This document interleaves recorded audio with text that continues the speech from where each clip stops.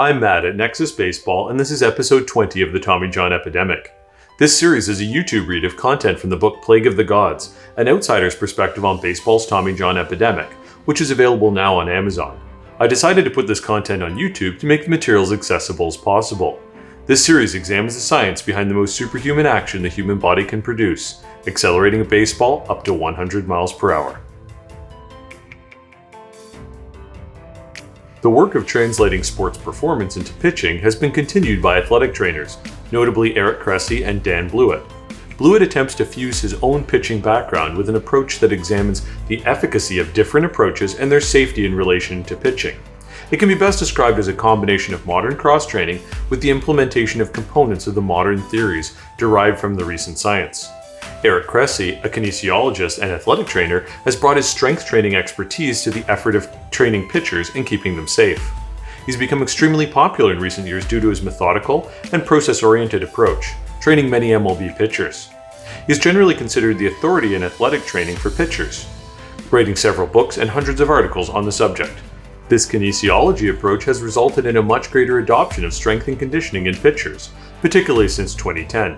Likewise, due to the approach of examining and implementing relevant science, particularly by Cressey, there has been a much greater understanding of the recent science described earlier in the chapter into the baseball training community in general. This includes a better comprehension of the role of the rotator cuff and the other pitching muscles in the development of force in the pitching motion. More recent additions to the field include Brent Porciao and Kyle Bodie. Porciao was a college and minor league pitcher before converting full-time to coaching, running a facility in Louisiana. His approach is to use slow-motion photography for analysis and heavily utilizes resistance training drills to develop velocity in his students. His primary focus is on incorporating the explosive power generation of Olympic-style lifting into pitching training programs. This again leverages the resistance training methodologies to develop the body's athleticism, in this case through whole-body movements driving off the ground to confer velocity benefits to pitching.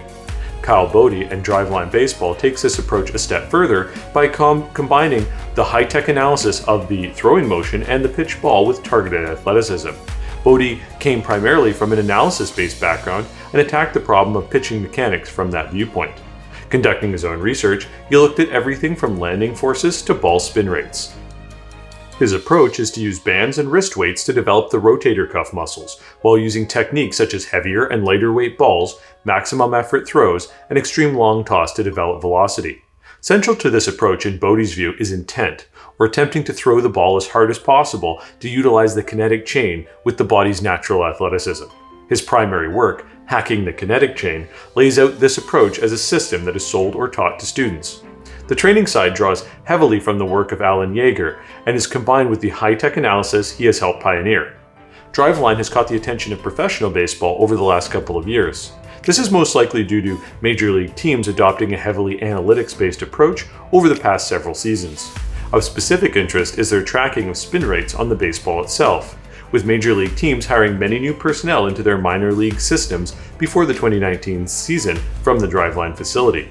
This is in the hopes that they can come into coaching with an understanding of how the now ubiquitous technology and analysis necessary can be implemented to have a more scientific approach.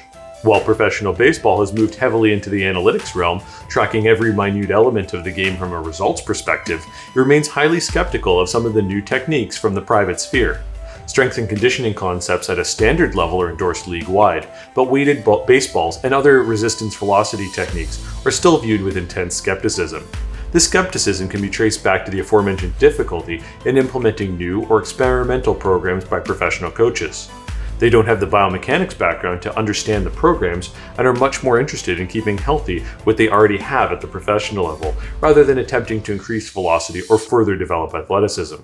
There's a long-standing fear among most traditional pitching coaches that any significant change in weight, strength, or technique could compromise a pitcher's technique and throw off their motion or balance, leading to decreased effectiveness or even injury.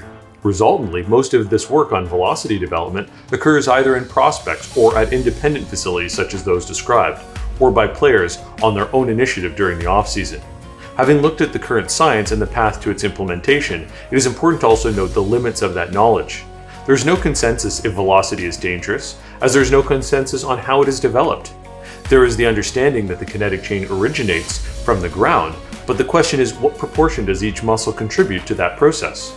If the answer to this question was a known commodity that could be safely trained, we'd be seeing more pitchers in the major leagues increasing their velocities. In fact, most of the increases in average fastball velocities league-wide are from new pitchers entering the league having trained in resistance training and more frequently incorporating the teachings and techniques of the private facilities.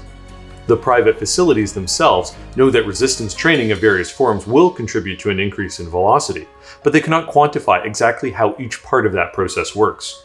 Porciao, for example, utilizes Olympic lifts and Eric Cressy deadlifts to develop overall strength and athleticism to translate to the throwing motion. The approach seems to be that more general strength translates to greater velocity and health benefits for pitchers. The problem is that there is no metric to determine if I can increase my overall strength on an exercise by X, the resulting output in ball speed will be Y. In fact, a pitcher may double their weight on an exercise like the squat or deadlift and only see a 2 mile/hour gain on their fastball. This small gain can be incredibly relevant in the process of getting drafted or being competitive as a pitcher, but when examined objectively, it is an approximately 2% increase in velocity for a potentially 100% increase in weight on that exercise. The question is, how much of that muscle and force being developed is translatable to the throwing motion? It is also useful to point out that thousands of pitchers have developed high velocity without the use of either dedicated resistance training or the use of specific resistance tools like weighted baseballs, bringing into question their utility. In the case of weighted baseballs, there is the agreement that they likely add velocity, but there is still debate if this velocity comes from laxity of the shoulder, creating greater range of motion, development of the rotator cuff, or simply better intent, as the weight has now increased and the body is now naturally creating a stronger kinetic chain. In general, there is a lack of consensus if the current science outlined is as efficient as it could be, if there are other methods to increase the safety of the motion, or how even to best apply it. Additionally, researchers can only test pitchers that have developed their pitching motions in the existing environment, mirroring what is seen in baseball training currently, and not providing alternative examples. The disconnect between the research community and the traditional coaching community is also easily seen with the unwillingness or inability to incorporate new methods or methodologies into pitching training at the higher levels of the sport. Without further data and experimentation, safety questions continue and the question of what causes UCL damage remains unsolved. This should be unsurprising, as some of the most basic questions regarding the development of force in the motion and the exact execution of each step are still debated. Join me for episode 21 next week. Remember, if you like the content, please like and subscribe. Your support makes this work possible. Also, if you want to jump ahead, please consider picking up the book on Amazon from the link in the description below. See you next week.